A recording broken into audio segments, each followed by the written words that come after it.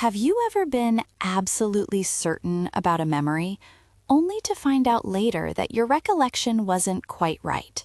Perhaps you and a friend remember a past event very differently, or maybe you've even experienced something like the Mandela Effect, that strange feeling where a large group of people collectively misremember a well-known fact.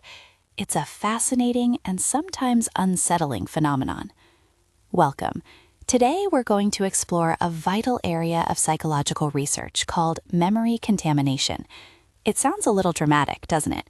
But it's a wonderfully descriptive term for something very real: how our personal memories can be subtly, or sometimes significantly, altered by external influences. We're talking about things like misinformation we encounter, suggestions from others, or even just the way our own minds process and reconstruct past events. This field of study truly challenges the comforting idea that our memories are perfect, unchangeable recordings of what happened. Instead, it reveals just how dynamic and even fragile our personal histories can be.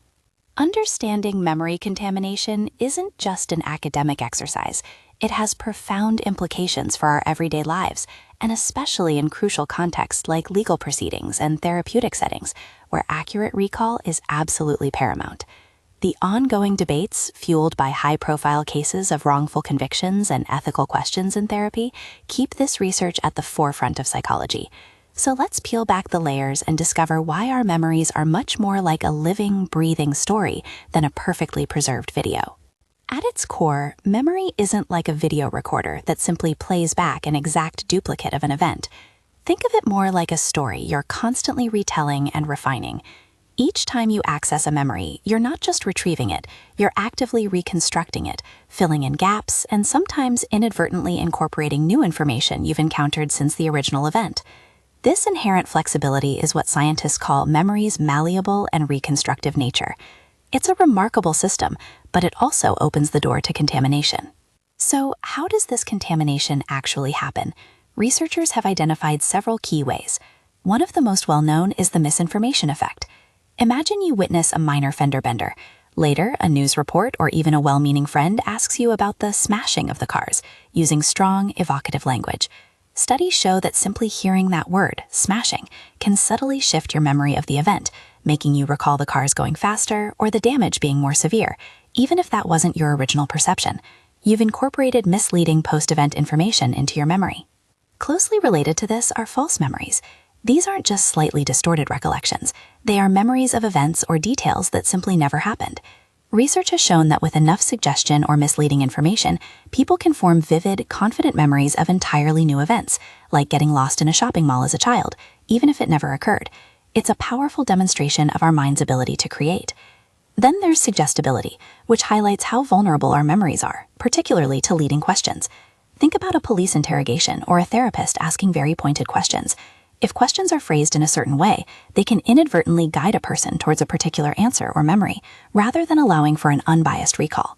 Another common issue is source monitoring errors. This is when we remember a piece of information, but we forget where we learned it. For example, you might remember a detail about an event, but you can't quite recall if you actually saw it yourself, or if you heard it from a friend, or perhaps read it in a news article. Our minds sometimes mistakenly attribute external information to our own personal experience, making it feel like our own memory. Finally, we have memory conformity, sometimes called the social contagion of memory. This happens when our individual memories are influenced by what others remember or claim to remember. If you and a group of friends discuss a shared past event and one person confidently asserts a certain detail, you might find your own memory subtly shifting to incorporate that detail, even if you initially remembered it differently. Our memories can literally catch information from others, much like a social contagion. It's also important to understand that not everyone is equally susceptible to memory contamination. Some individuals are more vulnerable, including young children whose memories are still developing, and elderly adults whose cognitive processes might be less robust.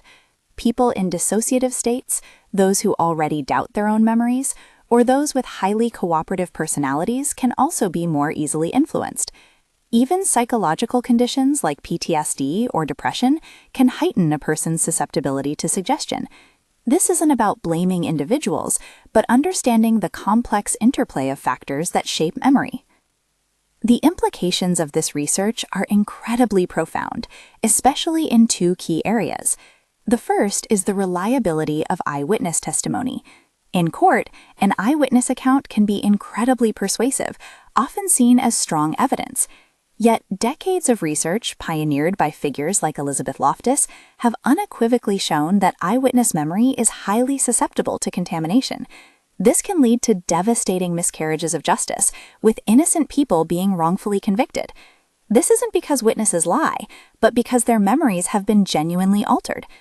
To mitigate this, experts recommend practices like using sequential lineups, where suspects are viewed one at a time rather than all at once, and ensuring that the person conducting the lineup doesn't know who the suspect is, preventing any subtle cues. It's also crucial to tell witnesses that the perpetrator may not even be present in the lineup, reducing pressure to pick someone. The second major area of controversy is what's been called the repressed memory debate, or the memory wars. This heated discussion involves some therapeutic approaches that focus on helping individuals recover repressed traumatic memories. Memory researchers, however, argue that there's little scientific evidence for the idea of true repression in the way some clinicians describe it, where traumatic memories are perfectly preserved but totally inaccessible. Instead, they suggest that what's labeled as a recovered memory might be a forgotten memory, a consciously suppressed memory, or more controversially, a memory that was unintentionally or falsely implanted through suggestive therapeutic techniques.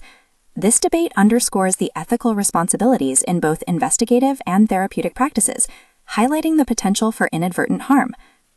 One of the most persistent challenges in this field is the sheer difficulty, often impossibility, of empirically distinguishing between a true memory and a false one without independent corroborating evidence. This is a critical point. A person's confidence in a memory, no matter how strong or vivid, does not reliably indicate its accuracy. You can feel absolutely certain about a false memory.